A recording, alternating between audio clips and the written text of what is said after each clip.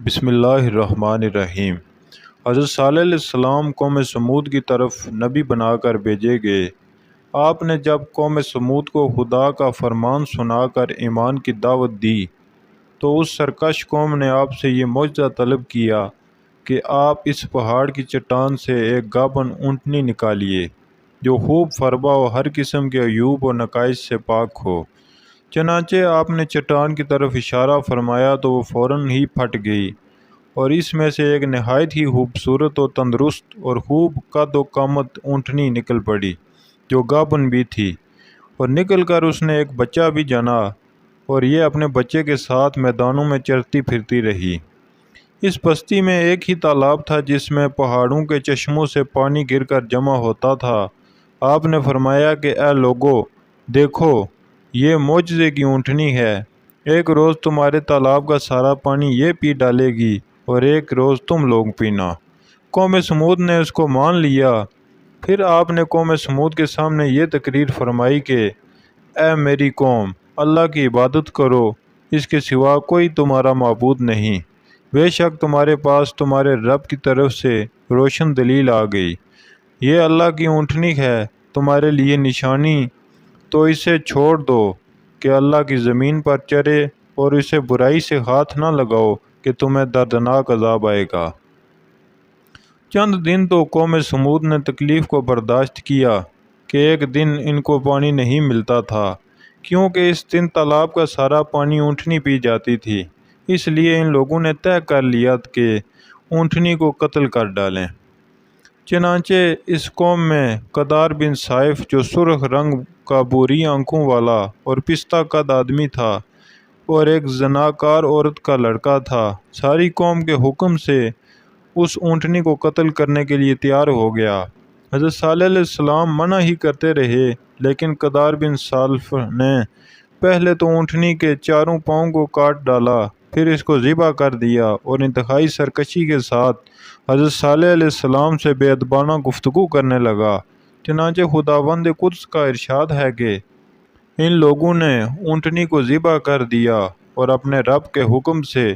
سرکشی کی، اور یہ بولے کہ اے صالح، ہم پر لے وہ عذاب جس کا تم وعدہ کرتے رہے ہو اگر تم رسول ہو۔ قوم سمود کی اس سرکشی پر عذاب خداوندی کا ظہور اس طرح ہوا کہ پہلے ایک زبردست چنگاڑ کی خوفناک آواز آئی، پھر شدید زلزلہ آیا جس سے پوری آبادی اتھل پتھل ہو کر چکنا چور ہو گئی، تو عمارتیں ٹوٹ پھوٹ کر تہس نہس ہو گئی، اور قوم سمود کا ایک ایک آدمی گھٹنوں کے بل اوندا گر کر مر گیا۔ قرآن مجید نے فرمایا کہ تو زلزلے نے انہیں اپنی گرفت میں لے لیا، تو وہ سب صبح کو اپنے گھروں میں اوندے مرے پڑے رہ گئے۔ حضرت صالح علیہ السلام نے جب دیکھا کہ پوری بستی زلزلوں کے جھٹکوں سے تباہ و برباد ہو کر اینٹ پتھروں کا ڈھیر بن گئی اور پوری قوم ہلاک ہو گئی،